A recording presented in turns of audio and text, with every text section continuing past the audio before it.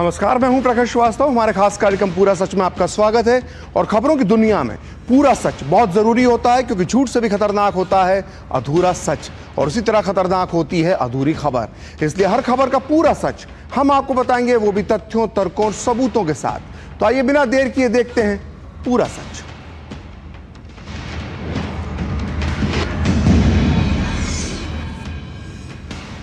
तो बिहार विधानसभा चुनाव की तारीखों के ऐलान के साथ ही राज्य की 243 सीटों की जंग शुरू हो चुकी है। 243 सीटों की इस चुनावी लड़ाई में सभी गठबंधन और सभी पार्टियां पहले से ही अपनी अपनी ताकत लगाना शुरू कर चुकी थीं, लेकिन अब तारीखों के ऐलान के साथ ही पाटलिपुत्र का युद्ध एक अलग दौर में पहुंच जाएगा। इस युद्ध में न सिर्फ पार्टियां टकराएंगी, बल्कि चुनावी रणभूमि में गठबंधन और परिवार भी एक दूसरे के आमने सामने खड़े होंगे। तो आइए अब आपको बताते हैं कि बिहार में कब किस तारीख को वोट डाले जाएंगे और किस तारीख को नतीजा आएगा। तो ध्यान से सुनिए और देखिए। पहला चरण 6 नवंबर को और दूसरा चरण 11 नवंबर को होगा, और इन दोनों चरणों की वोटों की गिनती यानी मतगणना 14 नवंबर को होगी। यानी 14 नवंबर को यह तय हो जाएगा कि पाटलिपुत्र की गद्दी पर कौन बैठेगा। आपको बता दें कि पहले चरण यानी 6 नवंबर को 121 सीटों पर और दूसरे चरण यानी 11 नवंबर को 122 सीटों पर मतदान होगा। चुनाव आयोग ने बताया कि इस बार करीब 7 करोड़ 42 लाख मतदाता अपने अधिकार का प्रयोग करेंगे, जिनमें से लगभग 14 लाख लोग केवल पहली बार वोट डालने के लिए अपना इस अधिकार का प्रयोग करेंगे। इन चुनावों के लिए मतदाता सुरक्षा, डिजिटल मतदान और पारदर्शिता के लिए कई नई व्यवस्थाएं लागू की गई हैं। आइए सबसे पहले सुनते हैं चुनाव आयोग ने तारीखों का ऐलान करते हुए क्या कहा, फिर हम आपको बताएंगे बिहार के चुनावी समीकरण। बिहार के चुनाव 2 फेजेस में होंगे। Date of poll 6 November Thursday और दूसरा 11 नवंबर ट्यूसडे। काउंटिंग 14 नवंबर को होगी और पूरी चुनावी प्रक्रिया 16 नवंबर तक समाप्त कर ली जाएगी। 24 जून 2025 से शुरू हुए विशेष गहन परीक्षण के दौर में मतदाता सूची का शुद्धिकरण किया गया। 30 सितंबर को फाइनल मतदाता सूची प्रकाशित कर दी गई। किसी का नाम अगर छूट गया हो तो नॉमिनेशन के 10 दिन पहले तक जुड़वा सकता है। तो बिहार में चुनावी तारीखों का ऐलान हो गया है, और शायद भारत के किसी भी विधानसभा चुनाव में चुनावी तारीखों से पहले इतनी चुनावी राजनीति नहीं हुई होगी जितनी कि इस बार बिहार में हुई है। वैसे बिहार चुनाव के नतीजे 14 नवंबर को आएंगे, लेकिन इससे पहले यानी करीब 140 दिन पहले से ही बिहार को लेकर जबरदस्त राजनीति शुरू हो गई थी। दरअसल जून के आखिरी हफ्ते में चुनाव आयोग ने बिहार में SIR करवाने का ऐलान किया था, यानी मतदाता सूची का विशेष गहन पुनरीक्षण। इसकी घोषणा होते ही SIR न केवल बिहार बल्कि पूरे देश में चर्चा का विषय बन गया। चुनाव आयोग जहां इसे मतदाता सूची का शुद्धिकरण अभियान बता रहा था, वहीं कांग्रेस और RJD से मतदाता हटाओ अभियान बता रहे थे। SIR के नाम पर राहुल गांधी ने चुनाव आयोग को कलंकित करने की कोई भी कोशिश नहीं छोड़ी। वहीं बिहार में खोई हुई जमीन तलाशने के लिए उन्होंने SIR के मुद्दे पर तेजस्वी यादव के साथ मिलकर एक यात्रा भी निकाल डाली।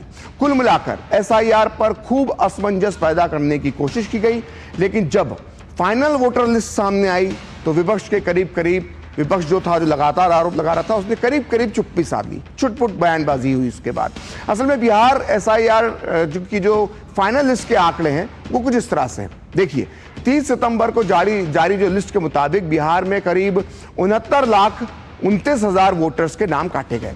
वहीं 21,53,000 नए वोटर जोड़े गए, और इस तरह से बिहार में अब मतदाताओं की संख्या है 7 करोड़ 42 लाख, जो जून 2025 के पहले जो आंकड़े थे 7 करोड़ 89 लाख से उससे थोड़ा सा कम है। तो बिहार में विपक्ष ने जहां वोटर लिस्ट को मुद्दा बनाया, वहीं बीजेपी बार बार घुसपैठ का मुद्दा उठा रही है। बिहार ही नहीं बल्कि दूसरे राज्यों के चुनावों में भी बीजेपी घुसपैठ का मुद्दा उठा चुकी है। आपको याद होगा, असम हो, पश्चिम बंगाल जैसे राज्यों के चुनाव रहे हों, या फिर दिल्ली हो, झारखंड हो, अवैध घुसपैठ का मुद्दा बीजेपी हमेशा से उठाती रही है, ये उसके लिए प्रमुख मुद्दा है।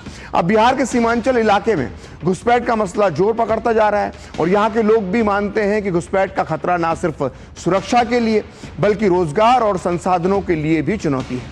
यही वजह है कि पीएम मोदी ने कुछ दिन पहले बिहार में घुसपैठ के मुद्दे को जोर शोर से उठाया था। ये आरजेडी कांग्रेस वालों की जमात, जरा कान खोल के मेरे बात सुन लो। जो भी घुसपैठिया है उसे बाहर जाना ही होगा।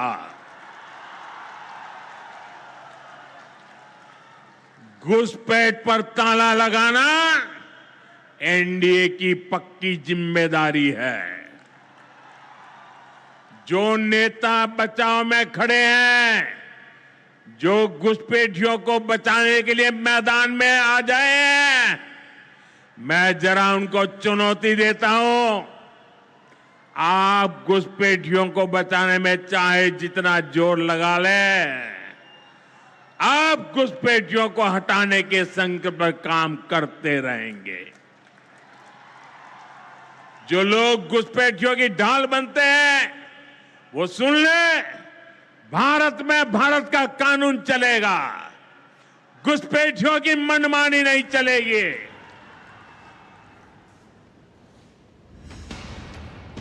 तो सिर्फ घुसपैठ और वोटर लिस्ट ही नहीं बल्कि बिहार चुनाव में और भी कई मुद्दे हैं, लेकिन जीतेगा वही जिसकी कमजोरियां कम होंगी और ताकत यानी स्ट्रेंथ ज्यादा होगी।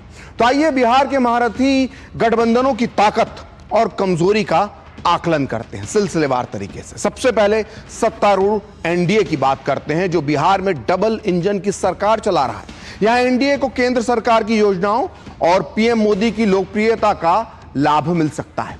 हाल ही में पीएम मोदी ने बिहार में विकास की कई सौगातों का ऐलान किया है और बिहार में पुरुषों से ज्यादा महिलाएं वोट डालती हैं, यानी यहां जीत और हार तय करने में महिलाओं की बहुत बड़ी भूमिका होती है और महिला वोटर का जो परसेंटेज है वो बहुत ज्यादा रहता है यहां।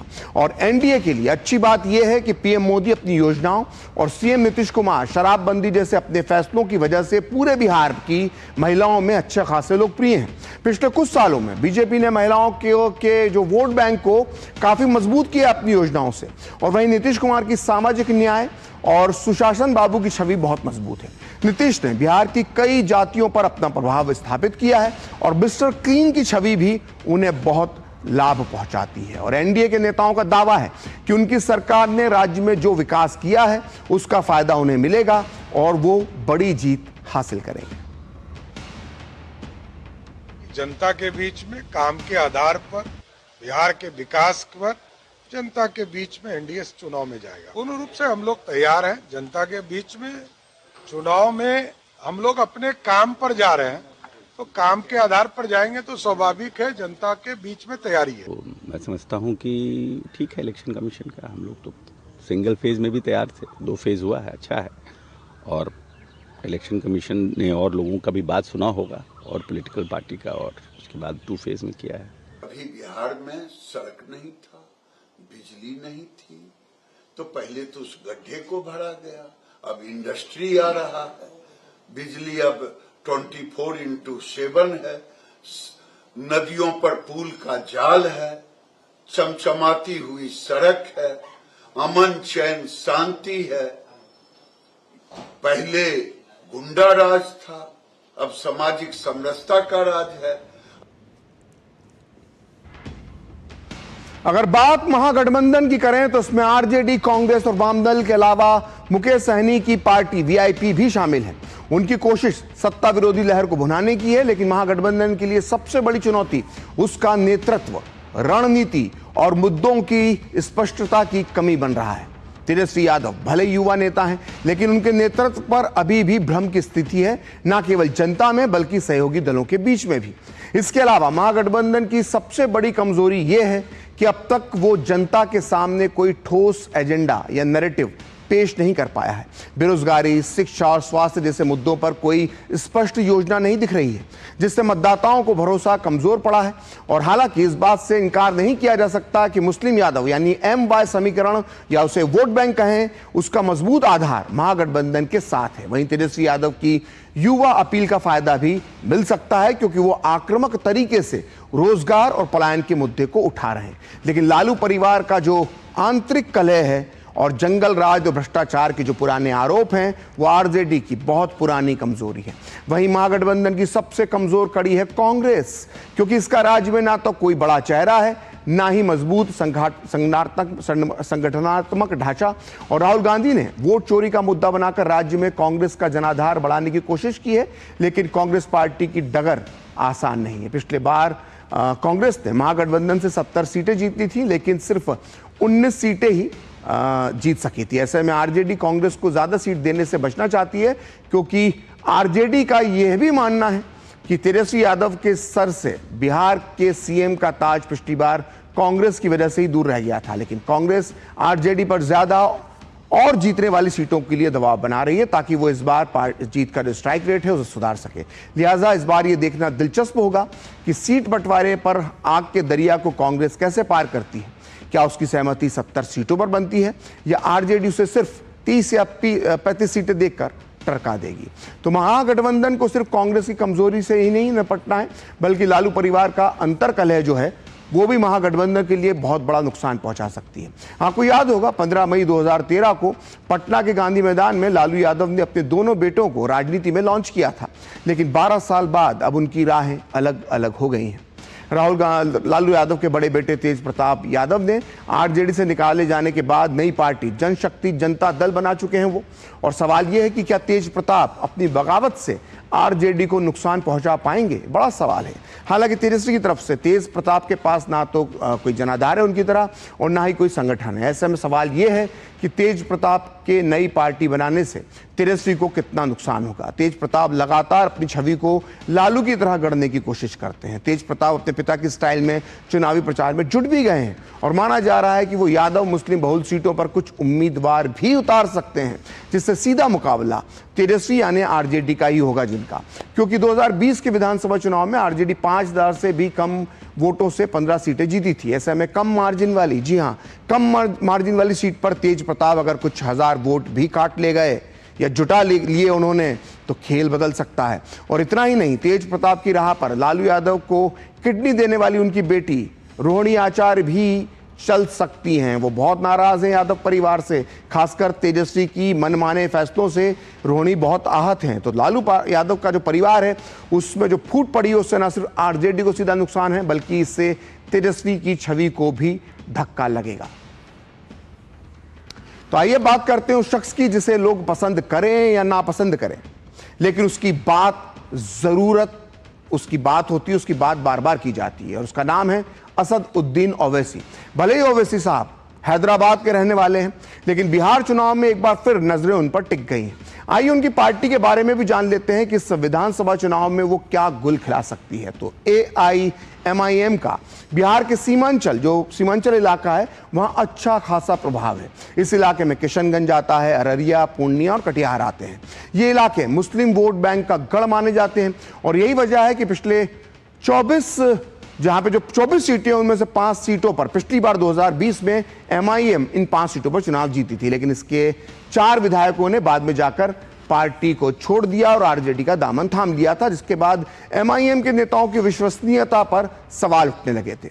MIM का अभी तक गठबंधन से गठबंधन नहीं हो पाया है, जिससे वो अकेली पड़ सकती है। लेकिन MIM की सबसे बड़ी कमजोरी यह है कि उसे एक वोट कटुआ पार्टी के तौर पर जाना जाता है, जो मुस्लिम समाज के वोटों में विभाजन करवा देती है, और इसका फायदा हमेशा BJP को मिल जाता है। तो आइए सुनते हैं MIM की नजर पे इस बार बिहार के चुनावों पर है, और आइए सुनते हैं इसके नेता असद उद्दीन ओवैसी के बयान को।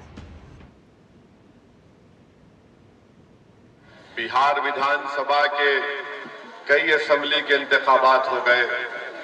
मैं आपको ये बात बता रहा हूं, याद रखिए, भारत की जमहूरियत की, लोकशाही की एक तल्ख हकीकत यह है कि जिसके पास उसका सियासी नेता होगा उसी से इंसाफ किया जाएगा।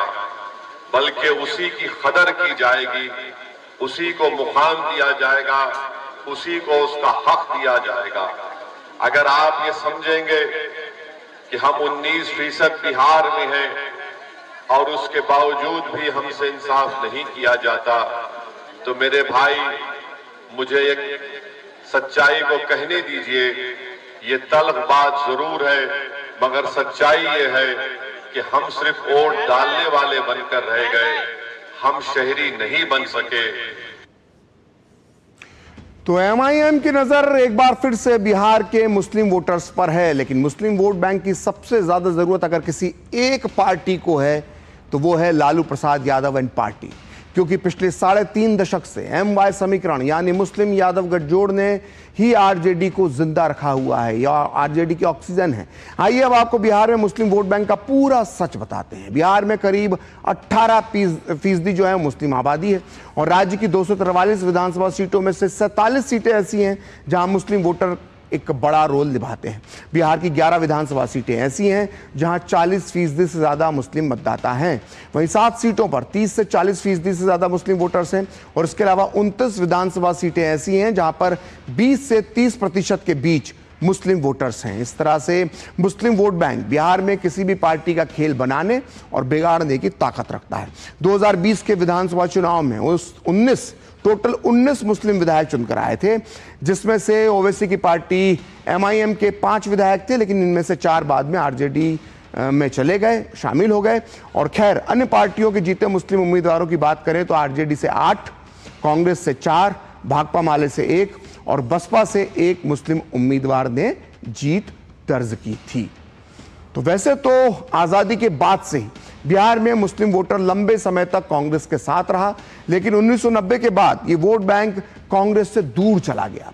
इसके बाद लालू प्रसाद यादव ने आरजेडी का गठन किया तो मुस्लिम वोटों का सबसे बड़ा हिस्सा उनके साथ आ गया। आइए अब देखते हैं कि बिहार का मुस्लिम वोट बैंक किससे मिलता है। तो सीएसडीएस के आंकड़ों की माने तो 2020 के विधानसभा चुनाव में 77% मुस्लिम मतदाताओं ने महागठबंधन को यानी आरजेडी और कांग्रेस को वोट किया। वहीं बिहार के 11% मुसलमानों का वोट ओवैसी की पार्टी एमआईएम को मिला और 2020 के विधानसभा चुनाव में 12%, जी हां सिर्फ 12% मुस्लिमों का वोट जेडीयू, बीजेपी और बसपा जैसे दलों के बीच बट गया। और खास बात है कि इन चुनावों में जेडीयू ने 11 मुस्लिम कैंडिडेट को टिकट दिया था, लेकिन उन सभी को हार का सामना करना पड़ा। तो इस बार बिहार चुनाव में पीके एंगल भी है। पीके यानी प्रशांत किशोर। एक समय था जब पीके को इलेक्शन कैंपेन का मास्टरमाइंड माना जाता था। 2014 में उन्होंने देश में बीजेपी के लिए काम किया, नतीजा आपको मालूम है। इसके बाद उन्होंने 2015 में बिहार में जेडीयू, 2015 में ही दिल्ली में आम आदमी पार्टी, 2019 में आंध्र प्रदेश में वाईएसआरसीपी और 2021 में तमिलनाडु में डीएमके और 2021 में ही पश्चिम बंगाल में ममता बनर्जी का इलेक्शन कैंपेन उन्होंने संभाला और उन्हें जीत दिलवाई। लेकिन पहली बार वो अपनी पार्टी बनाकर बिहार के चुनावी मैदानों में उतर रहे हैं और उनकी जन स्वराज पार्टी बिहार में बदलाव की बात कर रही है। पीके ने बिहार में 5000 से ज्यादा गांवों में पदयात्रा की है, 5000 गांवों में गए हैं वो, और उनका प्रभाव स्टिंग जो वोटर होता है, इधर ढिलमुल जो वोटर होता है, उन पर, युवा और मिडिल क्लास के वोटर्स पर थोड़ा बहुत पड़ सकता है। और प्रशांत किशोर की पार्टी जन स्वराज पार्टी सभी 243 सीट्स पर चुनाव लड़ने की बात कर रही है। लेकिन एक नई पार्टी होने से संगठन की कमी और जातीय राजनीति में उसका आधार बहुत कमजोर है। उसके पास फंडिंग की भी कमी है और बूथ लेवल पर भी कार्यकर्ताओं की भी कमी नजर आ रही है। यानी दूसरों को चुनाव लड़वाना अलग बात है और पीके साहब को यह मालूम होना चाहिए कि खुद चुनाव लड़ना एक अलग बात होती है। तो पूरा सच में वक्त एक ब्रेक का। ब्रेक के बाद बताएंगे पिछले 5 साल के दौरान बिहार में राजनीतिक माइग्रेशन से कैसे बदला विधानसभा का गणित।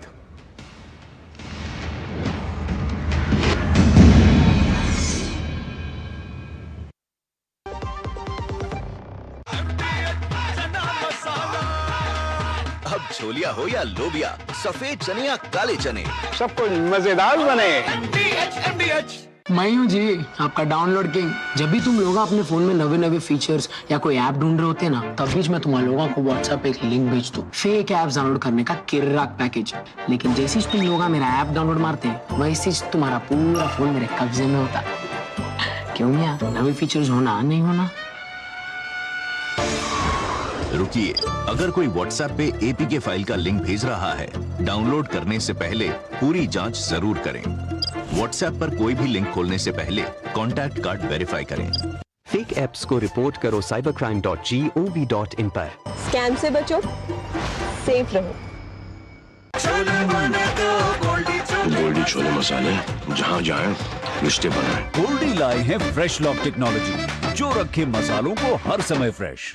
जब धरती चीर कर निकलता है लोहे का पत्थर और मिलता है मोंगिया के जोश से, फिर तपता है, पिघलता है और बनता है फौलाद। अब होता है सरिया सारी खूबियों के साथ। मोंगिया स्टील, मजबूत देश का मजबूत सरिया। विकी भैया जब भी आते हैं नई खबर लाते हैं। पता है बाइक इंश्योरेंस में कितने पैसे लगते हैं? कितने? नहीं कराने पर जो चालान कटेंगे ना, उससे भी कम। फिर मम्मी बोली, अरे अभी तो रिन्यू करवाया है, चल बेटा मेरे को घर तक छोड़ दे। लोग कट गया चालान। कहीं आपका चालान ना कट जाए तो लीजिए इंश्योरेंस। अच्छा किया इंश्योरेंस लिया। लाल रंग इसका अपार, तीखा कम है फिर भी स्वाद। बेमिसाल बेमिसाल MDH Kashmiri. MDH Kashmiri. MDH।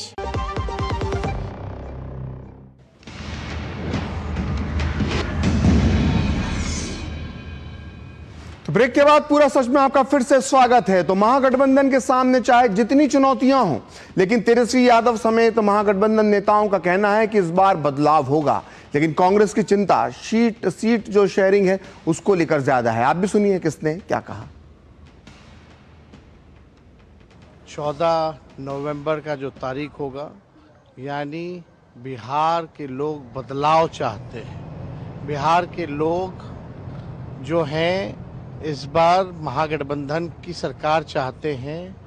जो 20 साल से इन लोगों ने अपराध, भ्रष्टाचार, अफसरशाही, तानाशाही, घोटालेबाजी, जिस हिसाब से इन लोगों ने बिहार की सरकार ने जो दिया है, बिहार के लोग जो है त्रस्त हो चुके हैं, परेशान हो चुके हैं। इस बार महागठबंधन की सरकार बनेगी और हर एक बिहारी सीएम होगा, यानी चेंज मेकर होगा। हम लोग तो ये पल का, ये समय का इंतजार कर रहे हैं बेसब्री से, क्योंकि आप जानते हैं कि हम लोग विपक्ष में हैं। तो ऐसे समय का तो हम इंतजार कर रहे हैं पिछले 5 साल से लगातार, और खास करके 3 साल से तो मैं पर्सनली इंतजार कर रहा हूँ। तो इस बार जरूर राज्य आचार संहिता लगने के बाद फिर हमारा समय आएगा और निश्चित तौर पे बिहार में बदलाव होगा। हमारी सरकार बनेगी। जब सरकार बनेगी, यह महागठबंधन का सवाल है और मुझे लगता है कि इस बार हमारा बहुत ही फ्रूटफुल तरीके से बातचीत हो रही है और हम लोग क्वांटिटी नहीं क्वालिटी पे ध्यान देंगे। जो जिसकी मजबूत सीट है वो अलायंस पार्टी का जो पार्टी है उसका कैंडिडेट वहां पे चुनाव लड़े, इस पर पूरा हम लोगों ने फोकस किया हुआ है। तो चुनावी तारीखों के ऐलान के साथ ही सबसे ज्यादा चर्चा इस बात की हो रही है कि आखिर बिहार के बदलते सियासी समीकरण किसके पक्ष में जाएंगे। पिछले 5 साल में बिहार में राजनीतिक माइग्रेशन या दल बदल ने विधानसभा का जो गणित है उसमें बहुत बड़ा बदलाव कर दिया है। आरजेडी के कई विधायकों का एनडीए में शामिल होना, उपचुनाव में बीजेपी का मजबूत होना इस बदलाव का आप मान सकते हैं कि एक प्रमुख कारण है। और ये केवल संख्या का बदलाव नहीं बल्कि इसका सियासी समीकरण पर भी गहरा असर पड़ेगा। इस बदलाव को समझने के लिए हमें जानना होगा कि आखिर 2020 के चुनावी नतीजों के बाद और 2025 के चुनाव से ठीक पहले बिहार विधानसभा की तस्वीर कितनी है, कैसी है और कैसी बदल चुकी है, कितनी बदल चुकी है। देखिए 2020 के चुनाव में तो एनडीए को 125 सीटें मिली थी, जबकि महागठबंधन को 110 सीटें मिली थी। लेकिन पिछले 5 साल में राजनीतिक पाला बदलने और विधायकों के दल बदलने समीकरण पूरी तरह से बदल दिए हैं। इस वक्त बिहार विधानसभा चुनाव 2020 में जो आरजेडी सबसे बड़ी पार्टी रही थी उसे 75 सीटें मिली, लेकिन बीते 5 साल में उसका आंकड़ा घटता बढ़ता रहा। पहले उपचुनाव में कुर्नी सीट खोने के बाद संख्या घटकर 74 रह गई। फिर मुकेश सहनी की बीआईपी की बोचाह विधायक के निधन और उपचुनाव में आरजेडी की जीत के बाद संख्या 75 पर वापस लौट आई। एआईएमआईएम के 4 विधायकों के आरजेडी में शामिल होने से आंकड़ा 79 यानी 79 हो गया। लेकिन रामगढ़ और बेलागंज सीटों से आरजेडी विधायकों के सांसद बनने के बाद खाली हुई सीटें बीजेपी ने जीत ली, जिससे आरजेडी का वास्तविक आंकड़ा 77 रह गया। इसके बाद एनडीए सरकार के फ्लोर टेस्ट के दौरान 4 और आरजेडी विधायक प्रहलाद यादव, चेतन आनंद, नीलम देवी और संगीता कुमारी एनडीए में शामिल हो गए। वहीं भभुआ के आरजेडी विधायक भारत बिंद भी बीजेपी में शामिल हुए, जिससे अब आरजेडी का वास्तविक स्कोर 69 पर सिमट गया है। वहीं इन 5 सालों के दौरान बीजेपी की स्थिति मजबूत लगातार हुई है। 2020 में बीजेपी को 74 सीटें मिली थी। वीआईपी के 3 विधायकों को शामिल करने के बाद उपचुनाव में रामगढ़ और तरारी सीट जीतने के बाद बीजेपी का वर्तमान आंकड़ा जो है वो 80 पर पहुंच गया। जेडीयू को 2020 के चुनाव में 43 सीट्स मिली थी, लेकिन बीएसपी और एलजेपी के एक विधायक के शामिल होने के बाद अब जेडीयू की संख्या जो है सीटों की बढ़कर हो गई 45। वहीं कांग्रेस और वाम दलों की स्थिति कमजोर हुई। कांग्रेस के अब 19 से घटकर 17 विधायक बचे हैं, जबकि वाम दलों के विधायकों की संख्या 16 से घटकर 15 हो चुकी है। वहीं ओवैसी की पार्टी एमआईएम की सीटें 5 से घटकर 1 हो गई हैं, जबकि वीआईपी और लोक जनशक्ति पार्टी की सीटें 0 हो चुकी हैं। तो आज पूरा सच में इतना ही। कल फिर होगी आपसे मुलाकात अपने इस खास कार्यक्रम पूरा सच में किसी और सियासी मुद्दे की पड़ताल के साथ। तो मुझे और मेरी पूरी टीम को दीजिए अनुमति। नमस्कार।